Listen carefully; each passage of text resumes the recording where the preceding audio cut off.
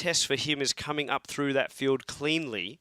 That's the key. He's got the power, so there's no question there. It's just a case of, look, let's not try and do it all in the run to the first corner. Let's not do it all on the first lap. So I think we'll certainly see some action there. And I'm sorry, go ahead, Jeremy. I did talk to Louis, and I said, look, how tight it is, right here between start-finish and turn 5. He goes, yeah, I'm just going to take it easy through there, and whatever happens after turn 5, I'm full sail.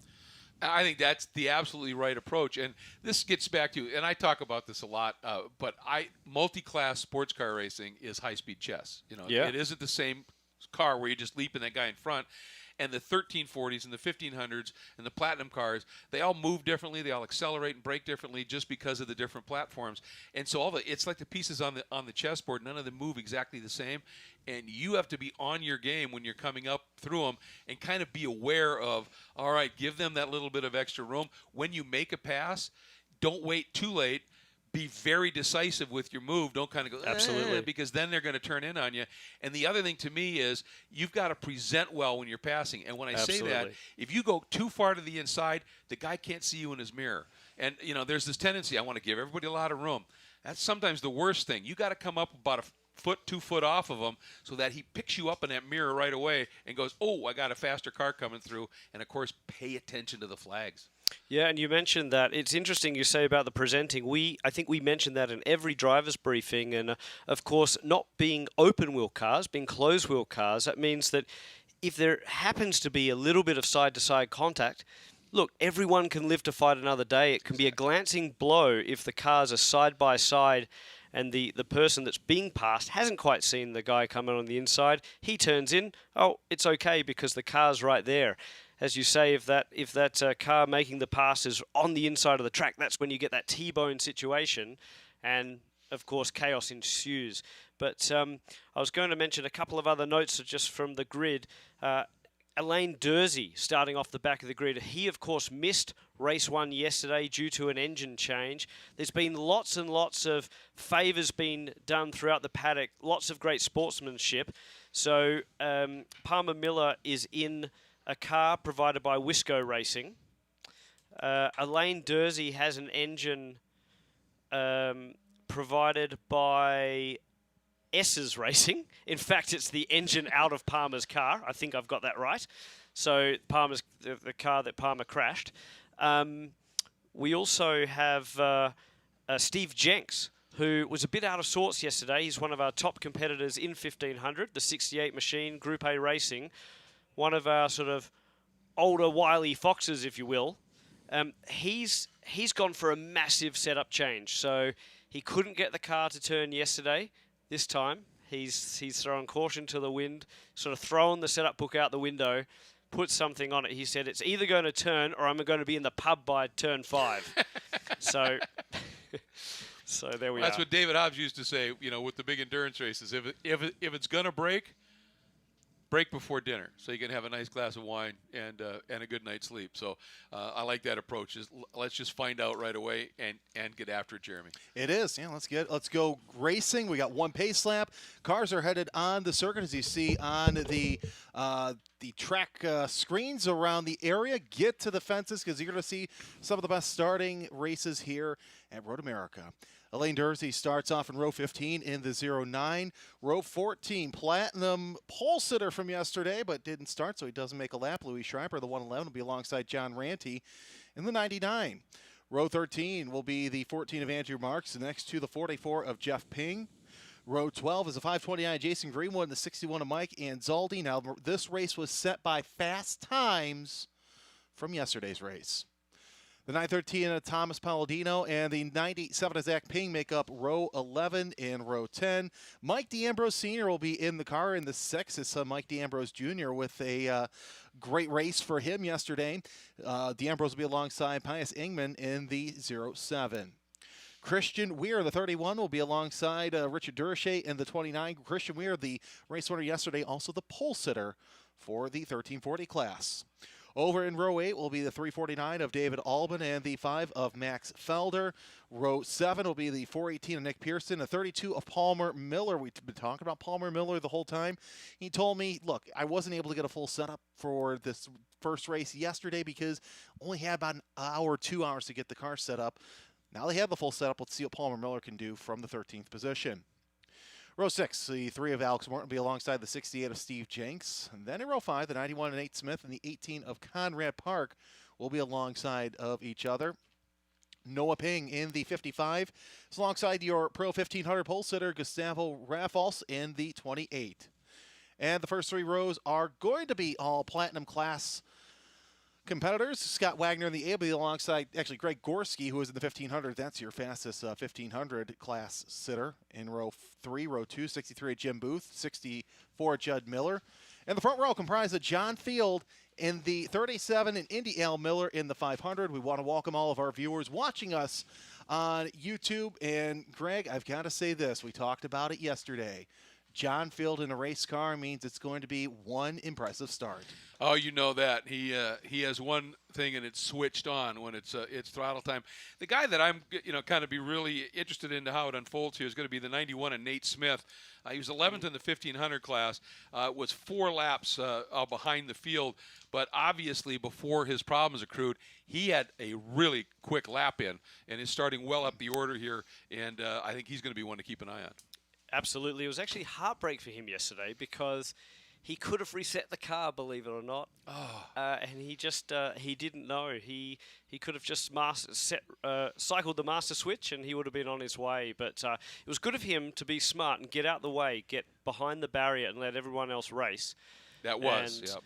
You know, the cars look side by side, 30 cars. And here comes the coming to the start line. And here comes the pace cars. The field starts to form up. Pace cars in the pits. We're about ready to go racing, ladies and gentlemen, as the field will come up the hill under the NTT bridge for the first time across the start-finish line. It's going to be Indy L. Miller in the 500, John Field in the 37. Eyes on the starter. The field looks good. We are green as we see Indy L. Miller take a little bit of a jump coming down to start-finish line. He tucks in line right into the inside of turn number 1, goes to the outside. Looks like Judd Miller and Field going side by side into turn number 1. You could really see the power of that SR10, couldn't you? It just pulled away on the main straightaway and allowed Indy Al Miller a bit of a gap going to turn 1. A little bit of dust there back in the field. We got a spin right at the exit of 1, Jeremy. We got a spin at exit of 1. Battle for second place. We'll get word on who spun off at turn number 1. And Field working their way right now through turn number 3 into 4. Watch them down in the turn number 5. Those of you drivers left, whether you're on the entry or exit, get to see some side-by-side racing action right now as the leader still Indy Al Miller, Field, and Miller 1, 2, 3, but it's not the same. Yeah, look at this. 3 wide, 4 wide, 3 wide. And someone down the inside into turn 5 and finding some space. That's how you do it. It's like, through a needle. If you can get the car through there, but all the cars starting to stream out a little bit of dust being picked up on the exit. I'll tell you what, this battle, though, for second place in Platinum and overall between Judd Miller and John Field, working their way under the Speedville Bridge through the carousel side by side. So not that good of a start this time for John Field, Greg. Yeah, it got dropped back. Now he runs in third, and but things starting to settle in just a little bit up front. That incident at the exit of 1, we're not still sure who that was involved, but it was one of those, you can do 2 wide through 1, you can't do 3 wide, and he just got pushed out a little bit too far over the curbs, dropped his left rear on the back side of the curb, and the car just pivoted cross-track and over. So that was what happened there. We'll try and figure out who that is. One car a little to the inside coming out of the carousel. We'll keep an eye on that. We are full course yellow. Full course yellow. We'll find out what the incident is, but unfortunately we don't get like race 1 where we're green to checkers with no issues. No, it was almost inevitable, I think, that we were going to get a full course caution in this race, but I just wonder if they couldn't get that car out the way on the exit of 1. Of course, a very high speed area of the circuit. We're going to see who that is, and of course we see the wrecker coming from turn number 1, the Corvette pace car out of pit out, so the field will slow down here momentarily, and looks like that car is driver's right off of turn number 1. We'll see who it is coming off when the field comes by. Well, while we've got a moment to pause and take a breath after a pretty action-packed first lap, just want to shout out to Greg Gorski in the 24 machine. He is still in the lead of 1,500. In fact, Scott Wagner has managed to eclipse him just before that full course caution came out. And Gorski actually, down. So as they came past the line, Gorski is back down behind Ping and behind Raffles. So Raffles has taken the lead of 1,500. Of course, Gorski on the pole there. So that's down 3 spots for him. Ping also looking for that race win, and he's made a move. Morton in the thick of it as well. Then it's back to Nate Smith, who we talked about earlier, Steve Jenks. Steve had a massive moment through the opening lap and around the carousel. You could see the car, it lost quite a bit of track position. He had a couple of goes at it, so perhaps that setup change didn't work too well. Well, look at Louis Schreiber in 12th spot. So he started, as we take a look, started 28th, made his way to 11th. I have a feeling that he's going to win the Sunoco Hard Charge Award for this event. Yes. Yeah, I think so. Something just tells me that. Yeah, just a little hint. So here's what we're looking at so far in the top 5. It's Indy Al Miller in the 500, then Judd Miller in the 64, Clint Field in the 37 sits third. Fourth is Jim Booth in the 63, Wagner in 5th in the 08. Still trying to see who the car off in turn number 1 is, as we see the safety crew on site. Yeah, I wonder if it's Jason Greenwood, just because of the timing screen here. Greenwood it looks has like not come through, so that would be the most likely observation. We will confirm that with you shortly. Have a half hour to go, though, so we'll get the Road America safety crew out there, get the car out of the way, and hopefully we'll be going racing momentarily. Yeah, it's tough, obviously, just a little bit of almost a concertina effect or something through turn 1 with all those cars, and Greenwood just found himself in the wrong spot or not with enough grip. But looking back in the pack, Christian Weir strong in 1340, but it is Zach Ping in front of him at the moment. And you got Mike D'Ambrose Sr. also in third in the 1340 class. That's going to be, I think when we go back to green, that's going to be the battle to watch. It's for 18th, 19th, and 20th overall. Well, and Anzaldi in there too. Mike Anzaldi, of course, another local, if you will, to Chicago, and he'll be strong. So that will be a really good battle, I think. You know, and that's one thing. I've had the privilege of watching Mike Anzaldi come up through the club ranks at Autobahn Country Club. He ran a Pro Mazda, and then he moved up to Radical, and he's really made improvements. He actually won a club race a couple of weeks ago. It was his first ever win. So he's coming off of momentum, Greg, and as we know, momentum is key in racing. Well, momentum gives you confidence. Yeah. You know, when you're just hitting your stride, everything seems to be clicking a little bit. You can call it being in the zone. I mean, whatever you want to refer to it as. But it just gives you that little bit of confidence to hustle the car a little bit more. You feel good. Everything's clicking. In a race scenario, everything's slowing down for you a little bit. Your bandwidth expands. I mean, it's all due to that little bit of momentum, and it's sort of self-fulfilling. When you're having a good run, you start building more momentum as well. So what do you think then it's like for young Zach Ping? Because I'm sure at the moment those memories of yesterday are creeping into his mind as well. Yes. He's got to sort of make amends, and he's got to prove a point. I'm sure he wants to prove the point to everyone here that he's not going to crack under pressure again. And look, as I said to him, mate, look, mistakes happen. You're racing hard. You're pushing hard. These things happen. You're a young driver. You've got plenty of time to do this. Well, he's learning his craft. That's exactly what it is. This is, it's a learning scenario right now. He went to school a little bit yesterday, and that's how you have to look at it. And I've always kind of, preferred to look at things as Thomas Edison did. You never lose a race. You just find a new way not to win one. And if you bank that, right, you learn from that, then you're going to be all that much better the next race. I tell you what, I did a lot of that then. Yeah, exactly. I always love that. I never failed to make a light bulb. I just found 2,000 ways not to. Well, it looks like that the cleanup is continuing on. The safety crew working their way along the wall, I should say.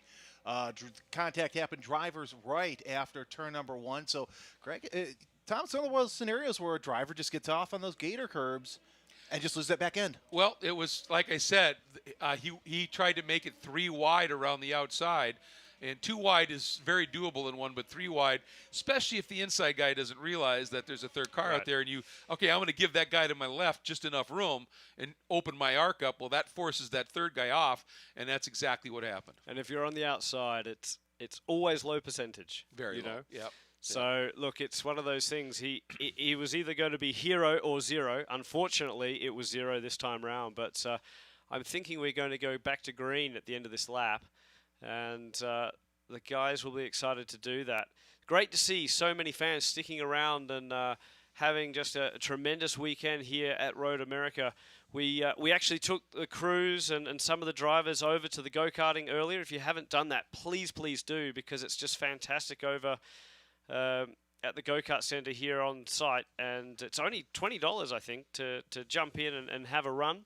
Oh, how fun is that? We had such a blast, and it was really good to see some of the crews getting involved, and a lot of the guys in the paddock, of course, they've driven, they've been racers, or they do iRacing, they're karting, what have you. So it's not just the drivers or the competitors. All of these guys, whether they're wrenching on the cars, doing the data, fueling the fuel, driving the trucks down the road, these guys are hungry for a win. Mm-hmm. And okay, this is not professional IndyCar level racing, but they want to win just as much as anyone else, just as much as the IndyCar drivers out there. Absolutely. And the teams. And it'd be interesting to see how the guys have put the package together. There's a huge amount of competition in the Platinum class. Judd Miller, he's won a championship before. He's won the Platinum class championship, and he'll be wanting to come back with a vengeance after missing Barber. He actually had a bit of a skiing accident and jumped out of a helicopter, which sounds like a crazy idea. Why jump out of a perfectly lit helicopter? Yeah, exactly. Come on. And this is speculation. We have not seen visual confirmation of it, but just from what I'm seeing on scoring, I think the driver who had the issue at 1 was Jason Greenwood. He has now dropped. He hasn't completed a lap, and he definitely did take the green, so I think that might be the case. And looking over through the media center, there are some dots that are going around the track, and it does appear that the 529 looks like that is the car that is still stuck in turn number 1. All right, about ready to go back to Green Flag Racing, your top 5. All Platinum class with Indy Al Miller, your leader in the 500. Judd Miller second in the 64. Clitfield the 37. He's third.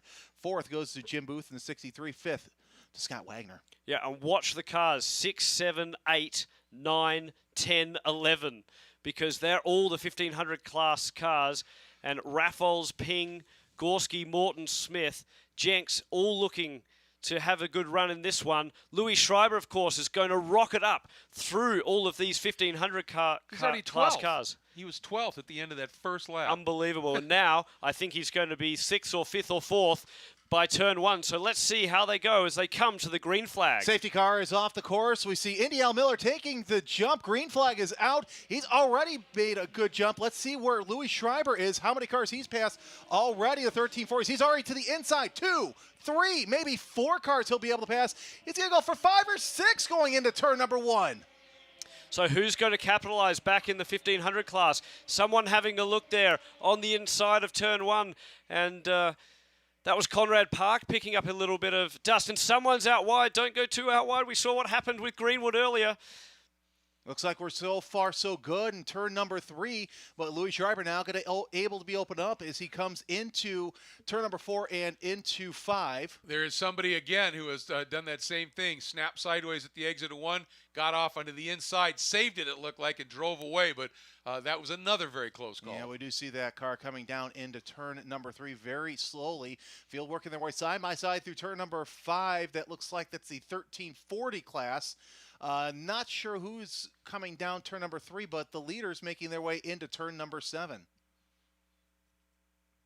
Schreiber had gone from 12th to 9th before he even got to the start line. When he crossed the start line, when it's green, and he made that jump. So he is just auguring through the field. And speaking of field, Clint Field on the attack right now. That's John Field. Battle for second place between he and Judd Miller as they go through out of turn number 10, heading into the kink. Field thinking better of making a pass into the kink. They're nose to tail as they come through turn number 11. They'll set themselves up through through 11 into 12. Yeah, this is a great race now. I think actually maybe it was good to have that full course caution. It's just sort of closed the field again. Everyone, and there's a pass on the inside there into Canada Corner. Not sure if that was one of the Masters class cars, perhaps Jim Booth.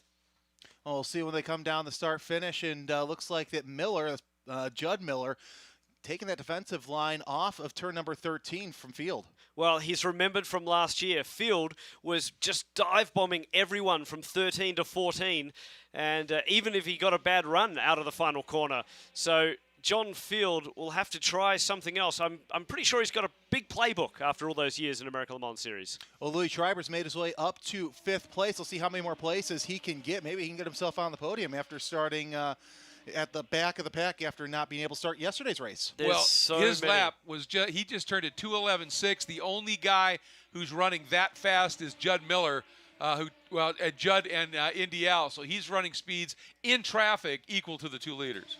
Yeah, and Louis Schreiber fired up. I was just saying he's got so many people out here watching him this weekend. You know, he's really letting that fuel his flames and really pushing hard. I mean, he's really impressed me. He came back from a hiatus last year, jumped into a brand new car at Barber with very limited testing, right on the pace with the likes of Indial Miller, John Field, all the other guys that have done a lot more racing in the last 12 months. Oh, and that's one thing about Louis. You know, he can get into anything and be fast, and we've seen that over the past several years, whether it be here in Radical Cup or locally. But we're still watching the battle for second place goes through the carousel right now. It's still Judd Miller trying his best to hold off John Field as they come out of turn number 10. I'll tell you, Field is all under that rear wing of Miller, watching them come through the kink. He's setting himself up nice for what could be a textbook pass into Canada Corner. As they come through 11A and 11B, Field looking all around, trying to get in those mirrors, getting ahead of Judd Miller. He's not going to make anything happen in Canada Corner unless he tries to coax the 64 into a mistake, but looks like they're also trying to catch up to the 500. Field looking really racy as they come into the final corner. What will he do through 13? Looks like he's having a look. No, Judd Miller covers well. Covers extremely well. They're side by side through the outside of turn number 14. Unbelievable action here. An unbelievable effort by John Field. Look at him push Miller right to the inside of the wall. They've got to be careful there. I'll tell you what. Field was high, wide, and handsome through turn number 14. He's going to tuck back into the rear of Judd Miller. They're down to the inside of turn number 1. Judd Miller saying, if you want to pass me, you're going to do it in the grass or on the outside. He's going to try the Craig Moore line again through 1. Not going to make it happen. The amazing thing about Mr. Field, though, is he will have a go in the grass. Yeah. He will have a go out on the outside, the inside, any side he can to make that move stick. He's such a good racer. Oh, he is. And, you know, the interesting thing is both he and Judd are in the same category car. So it's a level playing field there. Louis Schreiber now 4th, and he got through on Jim Booth, and then he had a fair amount of clear track once he made the pass. He just uncorked a 209. Wow. And Judd Miller, look, is just taking it inside. Yeah, right there. And then Schreiber's, he's ready to go into battle. And Louis said if he gets a yellow, he's going to win. So that's going to be a great battle here in the next couple of corners. I don't think he's going to need a yellow necessarily. Not anymore. If he keeps running those, he's running 2 seconds a lap faster than the leaders. Having said all that, these guys in the SR10s have to be a little bit careful. Their fuel capacity means that, look at that. Oh, we just saw Field go to the outside of Judd Miller as the leaders are now starting to approach slower traffic. Who's in second place? It's still Judd Miller around the carousel, but Louis Schreiber, he has closed up the gap to that battle for second place, and looks like the Field has looked to the inside of Judd Miller on the carousel. They're side by side going in the kick. No. I'm hearing Jaws music. Yeah, I am. Exactly. Yeah. What I was just about to say is these guys are flat out at the moment. They're using maximum fuel. Yeah. The SR10s are right on the edge of running out of fuel at this race distance. Oh, there goes a look to the inside, and Field, he spins out of turn number 12, tried to look to the inside of Judd Miller, and now he's pointed backwards. Can he get it started, though? Louis Schreiber's now in third. A massive, massive lockup. You could see the rear end of the car, smoke bellowing off the rear brakes, I think the front brakes as well. He was all locked up, and the car just swung around on him. He couldn't control it. I mean, I think if he'd gone straight, he would have been in the wall anyway. I think so, too, but somehow, almost miraculously, he got it stopped before he backed into that tire wall, was able to put it in gear and drive off. So we'll see what happens there. And he's still stuck stuck he did in Canada not get corner. going. He did avoid contact, so but this he's stuck. could set up another situation. We're watching the starter as looks like that the 37 of field still having problems getting started there in the runoff. Ooh, and somebody just spun at the exit of Canada. Oh, now Field's got the car moving. That might just be on the starter motor. Yeah, he's got it rolling. He's trying to bump start it, I think.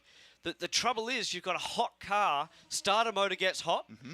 You know, and you've got no hammer to hit it with, have you? So exactly. What do you do? The arms were going up in the air. I think he's. Now the car behind him did get going there, Tom. Yeah, but John Field is sort of limping. I think he's hoping that he can slide that car closer to the gap in the fence.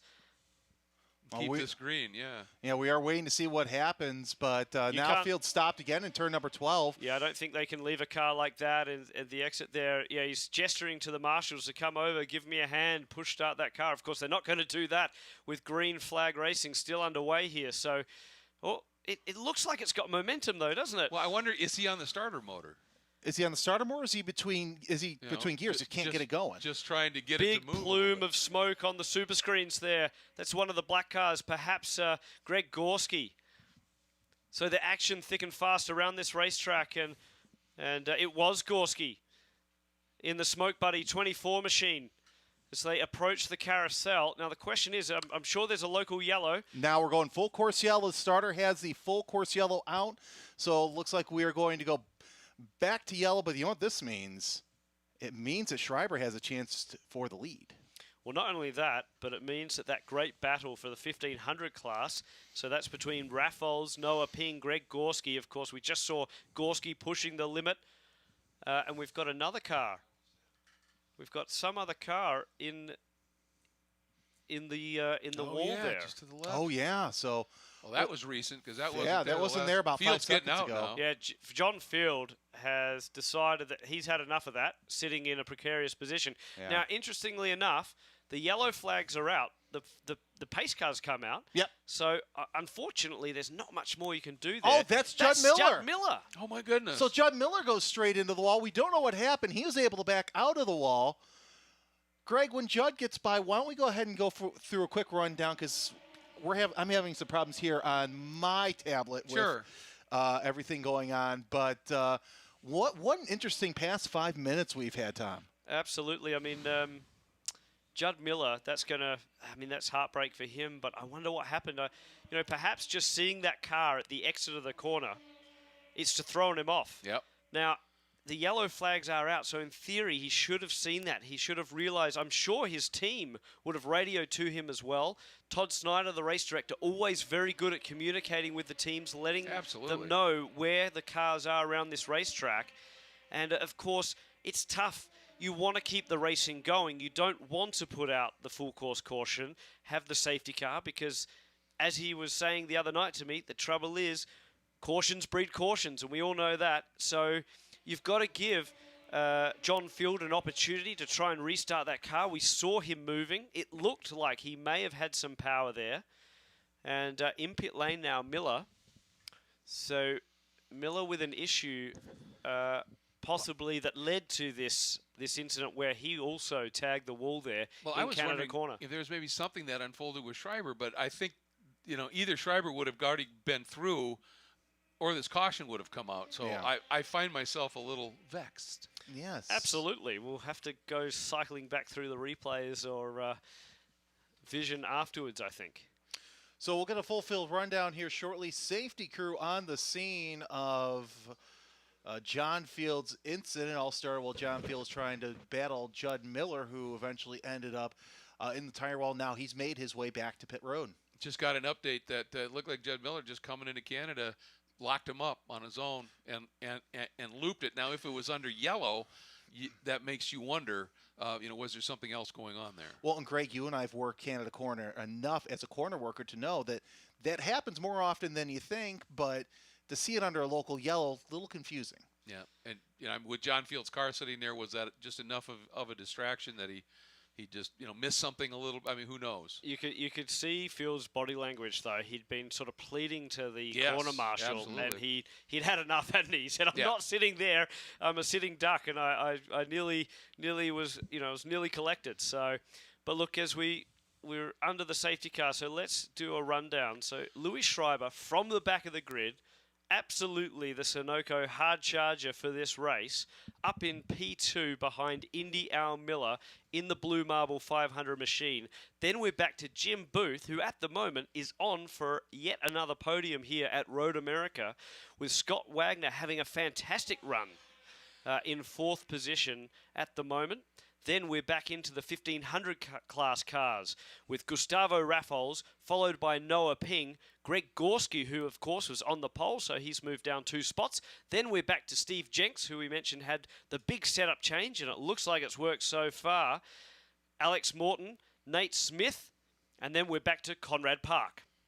And interesting, keep an eye on the restart, and Steve Jenks and Alex Morton in particular, their best laps are about a second to a second and a half faster than Raffles, Ping, or Gorski, so they are showing some really good speed.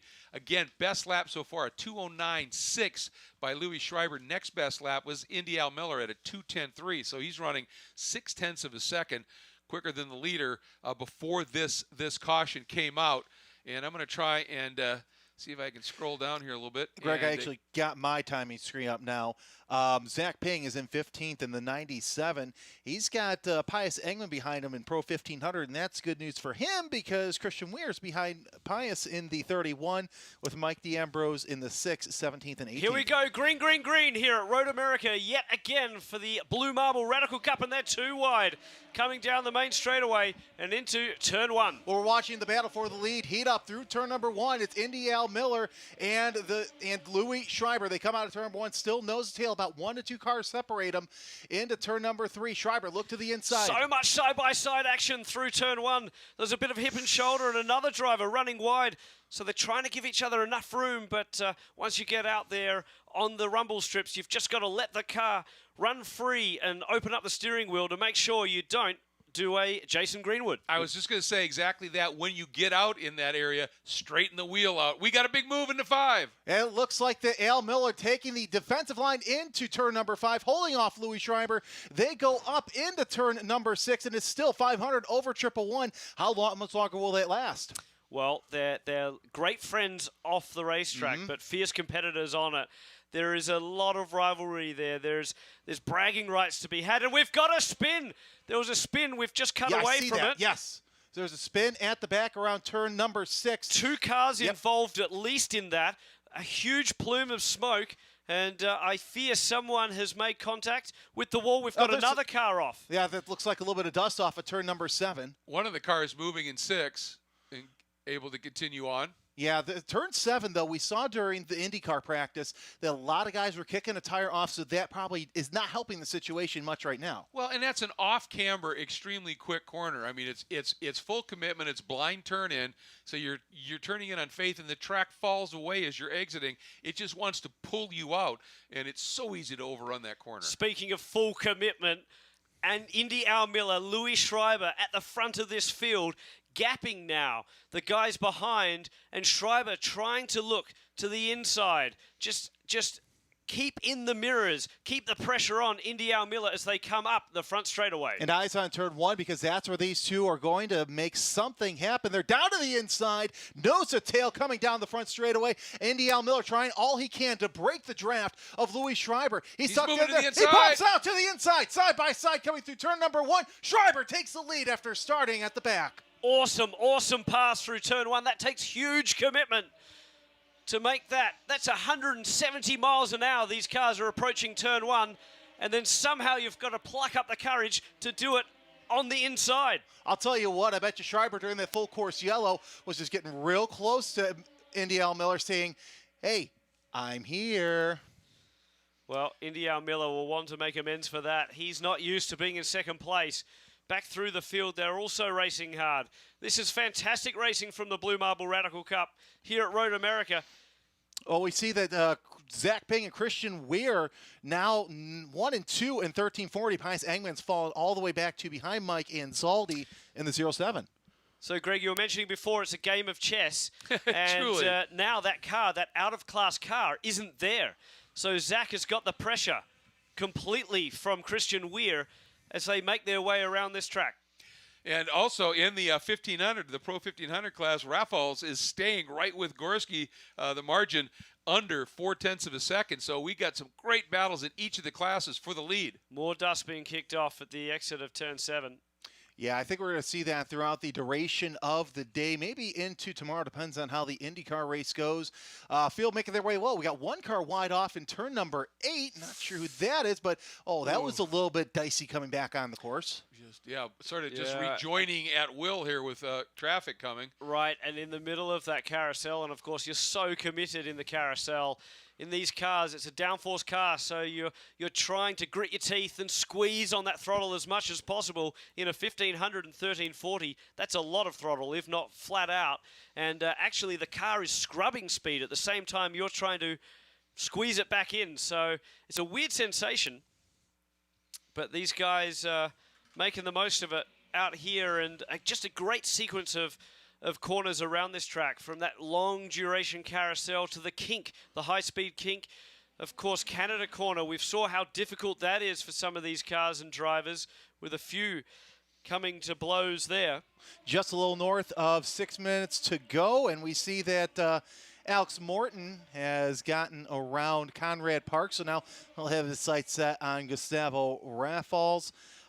Take a look at the 1340 class as they come down the straightaway. And here goes the battle for that lead as Christian Weir looking to the inside of Zach Ping. He thinks better of his Ping, shuts the front door on him, coming just past pit out. This is great. Two young guns in the field, duking it out. And again, I think this is going to be a great rivalry in the class between Zach and Christian Weir. I'm not sure if they're going to do the whole championship, but any time they're together, they will be fighting hard. Less of the car length separates two of them. Go ahead, Greg. I was just going to say, Louis Schreiber got to the lead, but Indy Al is not letting him just run away. He's keeping him well within his sights, and that battle in Pro 1500 is still very, very good as well. Last time by, Raffles, again, within 0.4, right tucked into the draft. I'll tell you what, Ping's doing all he can to make sure Weir does not get around him yet again as they come around turn number 5. They're still side by side heading into turn number 6. Yeah, and it's a different type of driving. So you've got, on the one hand, the 1500s, they are flat out hammer and tong. On the other hand, the platinum class cars, they've got to be a little bit careful. They can go extremely quickly, almost flat out, but they've still got to massage things. They've got to squeeze on the throttle gently. They've got to look after the brakes. They've got to think about that fuel load that we mentioned earlier as well. And Indy Al Miller has run Schreiber back down and was looking to the inside. Heading into Canada corner, wasn't quite able to get it done, but they are covered by the proverbial blanket right there through 14 and coming up the hill.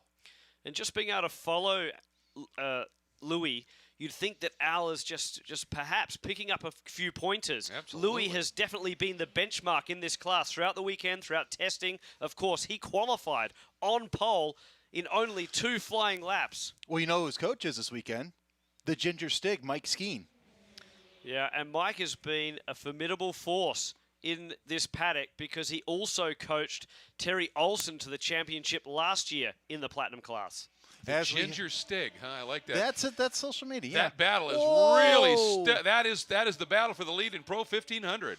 And they're side by side. Also got a battle for the lead in Pro 1340. So no matter where you look around the course, there's battles all over the place. It's interesting. Yesterday's race, we didn't have any action, and that was good from a series standpoint. But I almost thought, it's a little bit dull. This one, you can't say that. This is flat-out racing throughout the field. Each class win is hotly contested, and whoever ends up on the top step of the podium, they've earned it today. Without doubt. We've seen some absolutely stellar drives, some really brave overtakes. I liked your you got to pluck it up. Oh, that's nice, yeah.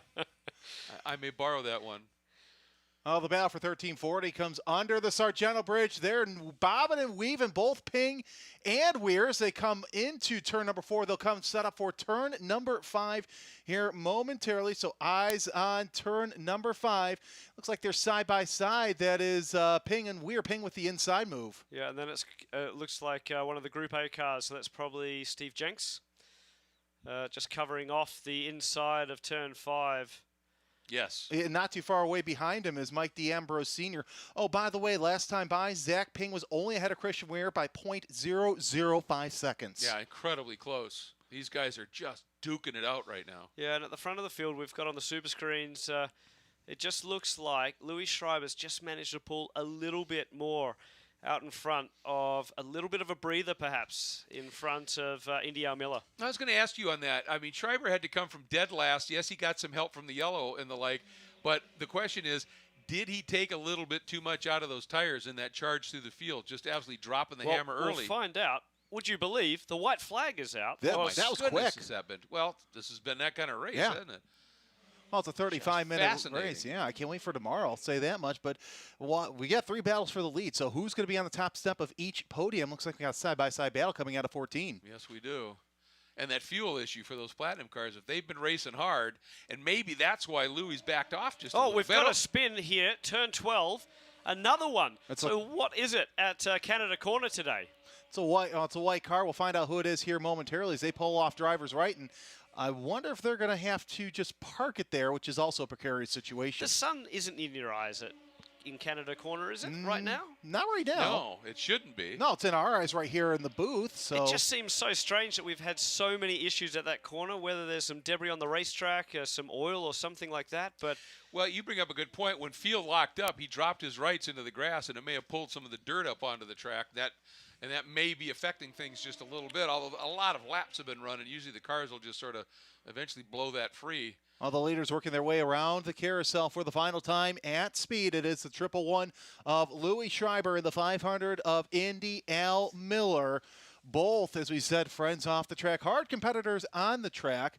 And we'll also watch for the 1500 and the 1340 lead. But leaders making their way around the backside of the course for the final time. We'll see if they can get through turn number 12 with no problem. And Indy Miller closes within a car length or two coming out of turn number 12. And I think it'll be too little too late for the 500. They come around turn number 13 and into 14, Tom. Well, Louis Schreiber said he could win this race if there was a full course caution.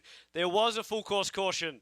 And it looks like he will take race 2 in the platinum class of the Blue Marble Radical Cup. Louis Schreiber from the back of the field greets the Sunoco checker flag here, and I'm sure he's going to be celebrating hard tonight. I'll tell you what, that was a heck of a finish for Louis Schreiber. He had not only one, but 2 full course yellows that worked to his favor in the short 35-minute race. I say short because, as we all know in sports car racing, it's a sprint. Well, it flew by. Whoa, we got one car off in turn number 13. Another one kind of bunching things up. We'll find out who that is here momentarily. I think this is for the 1500 class win. Gustavo Raffles is in there somewhere. Of course, there's an out-of-class car. That's Conrad Park. Yeah. So who takes it as they cross the line? It looks like it's going to be Raffles with Alex Morton and Nate Smith. 1, 2, 3. Gorski's the one who spun over at 13. And the 1340 class lead coming by here shortly. Ping with a provisional lead with Christian Weir in second place. As we try and find them around the course, they should be coming here momentarily. It's Christian Weir.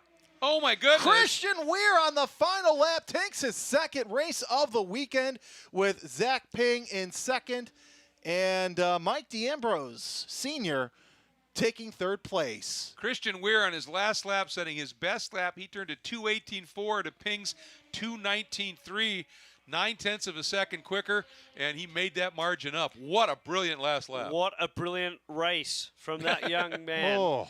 Unbelievable. Again, 14 years old.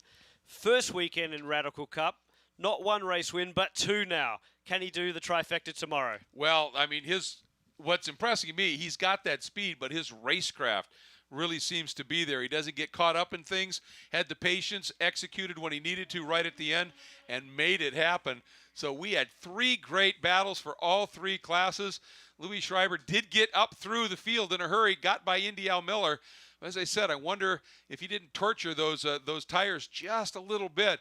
And Indy was right there in the hunt. Scott Wagner, a good run to third, completing the platinum podium. Jim Booth just missing once again. Again, he turned his best lap in the last lap. and was only 2.5 seconds off Wagner. And then 5th overall, Gustavo Rafal's winning Pro 1500 in what was an absolutely superb battle. And we saw Greg Gorski having that big loop coming through the Billy Mitchell turn, trying to get through and make something happen. That was mega commitment. That was mega commitment. I say this is probably the best race we've had this weekend. So, Road to IndyCar, you guys are put on notice. Yeah, absolutely. That was an absolutely stellar run, and well, I'll tell you, Christian Weir certainly showing that he might well find himself in that Road to Indy in short order if he likes. That was some pretty impressive stuff. I would not be surprised if it ended up being a team who the owner knows about a couple close finishes or two, especially in big races and Indy Lights. Not naming names. Yes. So, yes, but wow, what fun was that? That was. I will say the great our good friend from World Challenge told me it's always bad to drop names. Tom Natchu, yeah. Tom Natchu always said never drop names. Yeah. Yeah, well, there you go. So I won't do that. But Phil making their way down pit road. Tom Truer is going down to the podium. We'll have podium ceremonies here momentarily. And, Eric, you missed a good one. That was a heck of a race. Didn't miss it. I was on the edge of my seat up in the back of the press box watching. That was a great show. Too bad they couldn't go green to checkered. But, boy, that full course yellow sure helped out Louis Schreiber, didn't it? It did. I mean, he was on the prowl early and was throwing down some laps. But, yeah, that allowed him to make up what had become a fairly large gap up to Indy Al Miller. But what impressed me was the fact that he got by Indy Al, and then Indy Al just dialed it right up and just hounded him mercilessly and kept it close all the way to the end. And the Pro 1500 and Pro 1340 class battles were just superb. I am stunned at that last lap by Christian Weir, because when he came by the previous lap, he had a fair deficit there. Yeah. And he uncorked that, his best lap of the race, last lap, 9/10 quicker than the field, and did that, Jeremy, with a pass. Yeah, it's amazing. It's I'm just amazed on what we just saw, because we saw the pass for the lead in Platinum. Yep. We saw the battle with 1340, which ended up in turn number 13 with Greg Gorski going off. But man. Yeah, it's fun stuff. It was a lot of fun, and hopefully you enjoyed yourself. If you watched it on YouTube, hopefully you enjoyed it as well. And we've got one more race tomorrow. Triple header weekend for the Blue Marble Premium Cocktails Radical Cup. Love me a triple header weekend. Absolutely. I wouldn't mind a Blue Marble cocktail right now, because it's been a great day today. I bet you Jeremy knows where to find it. I bet you I do too. Yeah. Well, as everybody is headed to victory lane, and as the safety crews are cleaning up, Greg, I've got to say we got to thank the corner workers for spending their day here at Road America from sun up till just now. Hey, yeah, absolutely. All the volunteers. You don't have an event like this without them. And, obviously the corner workers out there in the heat, out there in the elements, out there in harm's way, providing information and assist to the drivers. And you got to give everybody here that's a volunteer a shout out. And I would like to just make my little pitch at the end of every day that I do.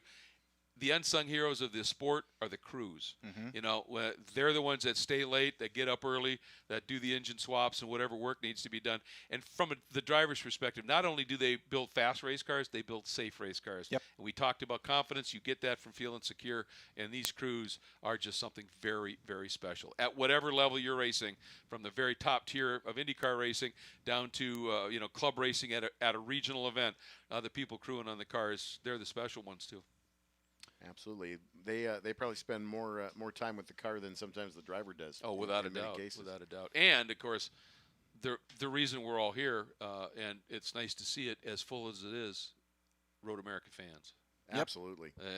Fabulous. Great crowd on tap this weekend. Yep. Thanks tomorrow is going to be a great day as well. The Rev Group Grand Prix presented by AMR. Again, Rev Group move has your their arrival display. time up a little bit. Yeah, exactly. Yes. I would recommend that. But Rev Group does have their display in the main paddock area. Please make sure that you stop down throughout the rest of the weekend and tomorrow included.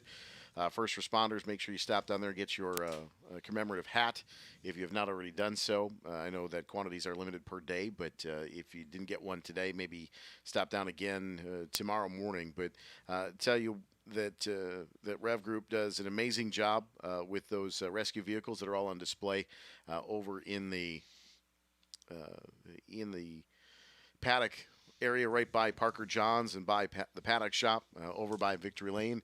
And we are still awaiting the Victory Podium celebration here for Radical Cup. We'll share that with you track wide if we get a chance to do that here. We're still waiting upon some of the competitors to arrive. Safety teams going out and doing a final day track sweep and track inspection, and also seeing a couple of rake trucks going out. They'll take care of the gravel traps as well tonight. It'll look very pretty for tomorrow morning's racing action starting at 8 a.m. here at Road America. But of course, we've got some celebrations yet to continue. And I've got to say, speaking of Parker Johns, I had a chance to check that out spring vintage weekend, and game recognizes game.